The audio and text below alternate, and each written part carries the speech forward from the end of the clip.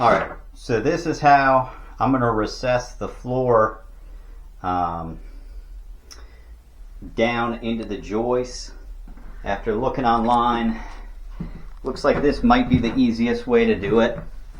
This plywood's 3/4 of an inch. So I set my saw to 3/4 of an inch. And I have a board to keep me straight because there's all this glue on the ground and I can't see a line, but I'm going to cut the floor out and then I'll use my multi-tool to cut along the edges. And the shower pan is a Latticrete 32 by 60 preform pan, but I'm going to have to cut it down to the 54 inches once I get 1/2 inch on either side because I'm at 55 inches total. And I'm really excited about this system. It was the most affordable. It was, I think, $99 for the shower pan, and I got the corners and some fracture band as my membrane. So this is what I got. Pre-sloped, and then I got some sealing tape and my inside corners. This fracture band was on sale for $45 in total. I'll check the receipt, I'll put it up on the screen, but I think it was $180-ish plus tax. So cheaper than the Schluter by itself was $135 for the pan, and then all the membrane that I would have had to buy was definitely a little bit more expensive. And I'm doing this one on a budget, so I'm going with the cheapest cost with the highest quality that I can get, and I think this system will work pretty well. So let me put up a time lapse and show you guys how I do this. I think doing it this way is going to be the easiest way. Just cutting this out, notching the joist down, and then putting the plywood back on. I'm not sure how I feel about that cutout being there. I might get another piece of 3/4 ply and put it in there because I don't want a huge hole underneath. I don't know structurally what how much that would take off with the shower pan in there, but I don't think you're supposed to have that big of a hole. So I'll probably buy some 3/4 ply and either fill that in or go along the joist cutout. Cut it out to fit within some portion of this.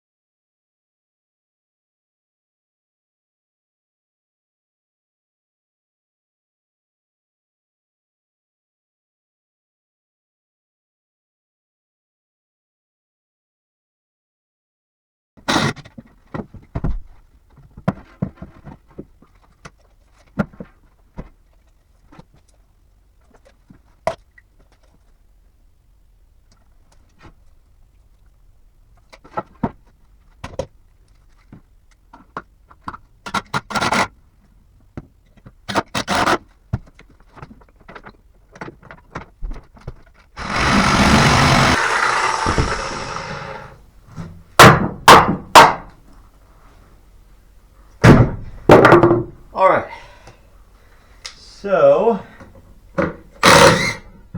take these off. That should give us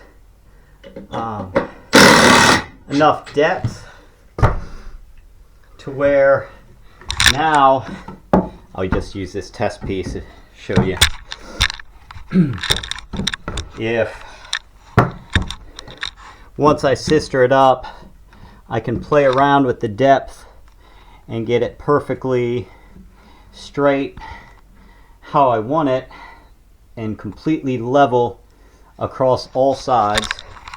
That way my shower pan is sitting flat, because this whole floor is off by about 1/4 of an inch. It's sloped towards the outside, and that's on both sides. So I'll be able to make up that 1/4 inch by sistering those 2x4s and adding some blocking to make sure that there's no flex in it at all.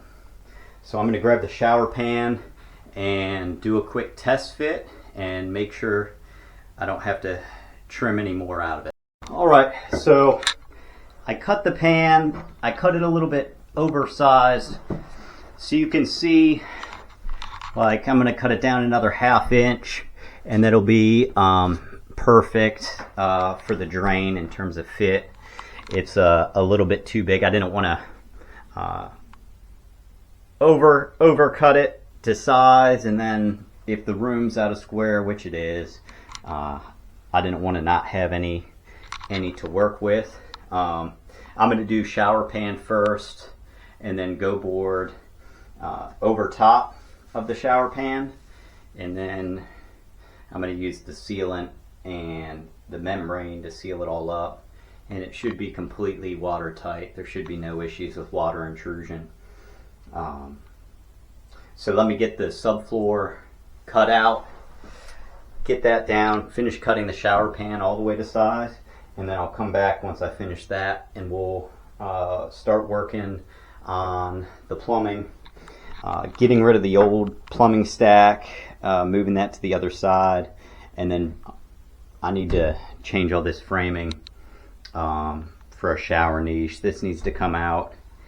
I think this is the only board that needs to come out, and then I need to do a test fit. I need to see in between the shower pans where it is directly in the middle. Actually, I might have to remove this blocking too. I don't know. We'll see when we get there.